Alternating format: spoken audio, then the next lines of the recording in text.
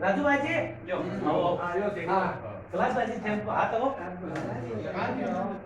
કઈ બે આવો એનો આગો પડ્યો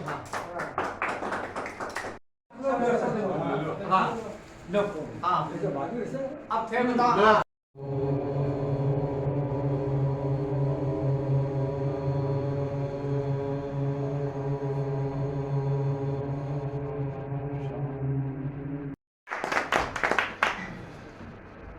हिंदुस्तान एक प्लेन क्रैश हो